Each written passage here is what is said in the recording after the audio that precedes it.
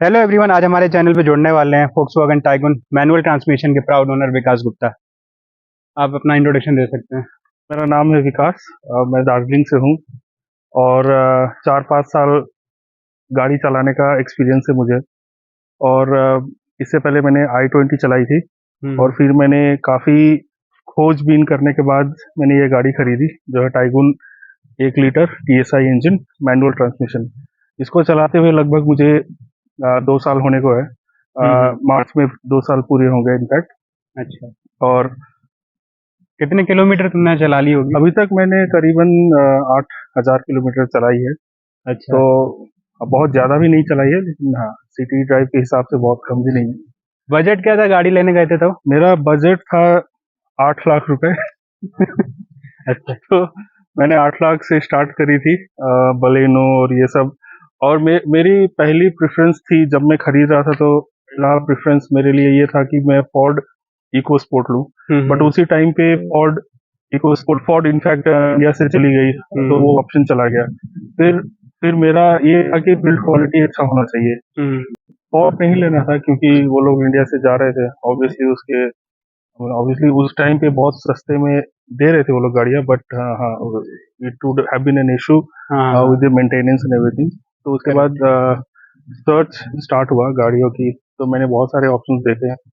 किया सोनेट और किया की देखी, हुंडई की वेन्यू देखी, हम्म। क्रेटा देखी। तो फिर मैंने ऐसे ही मैं गया था स्कोडा शोरूम देखने के लिए। मैंने देखी कुशाक।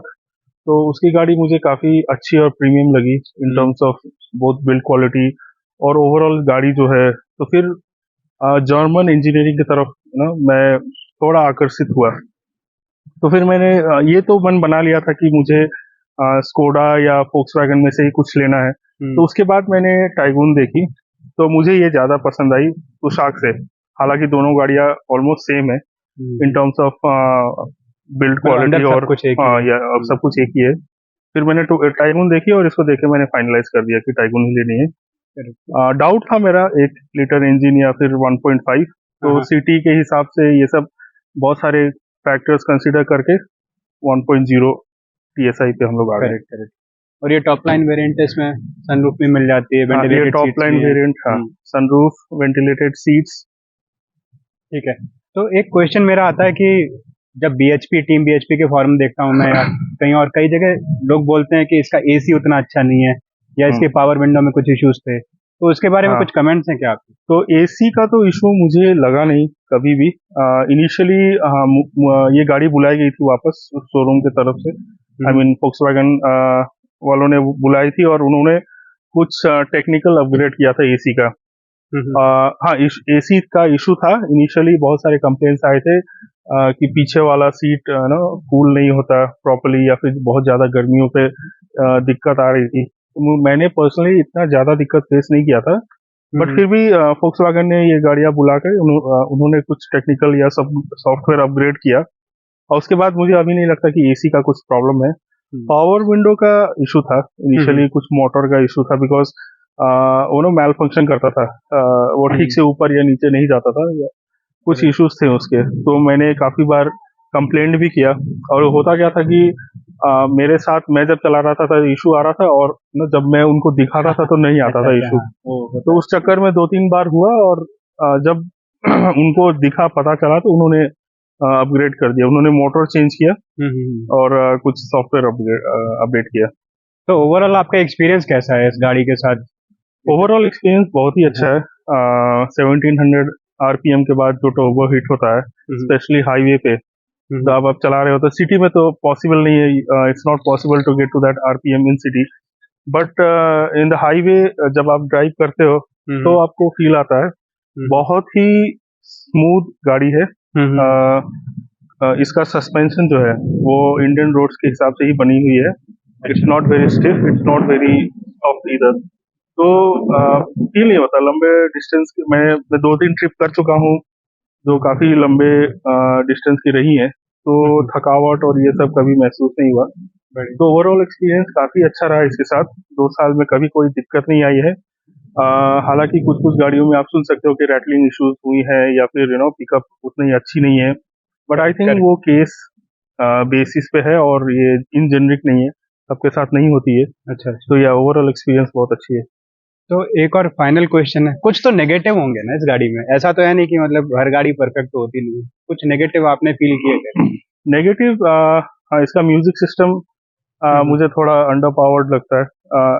वो थंप और बेस बहुत अच्छी नहीं है। आई मीन कुशाकी अच्छी है इससे कंपेयर्ड। तो या हाँ, वो एक नेगेटिव पॉइंट लगता है। मैं बहुत जल्द इसके स्पीकर्स शायद अपग्रेड करवाऊंगा। अच्छा। बट हाँ, नेगेटिव है इन द सेंस कि बहुत लोगों को ये पता भी नहीं चलेगी।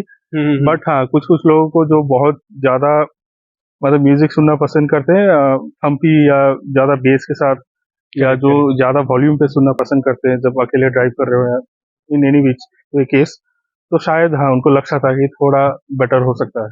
तो म्यूजिक सिस्टम के अलावा कुछ?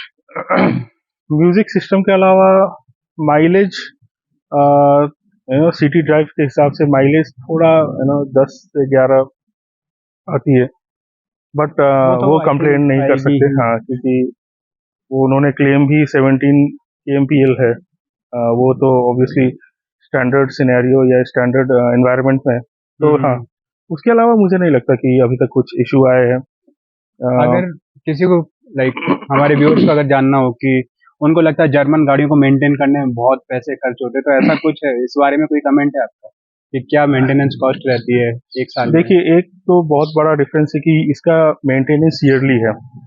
तो अगर आपको ईयरली में उतने पैसे देने हैं या फिर दूसरी गाड़ियों के बाई ईयरली होते हैं, तो लगभग सेम ही आता है। थोड़े ऊपर नीचे होती है, but it doesn't make a very big difference.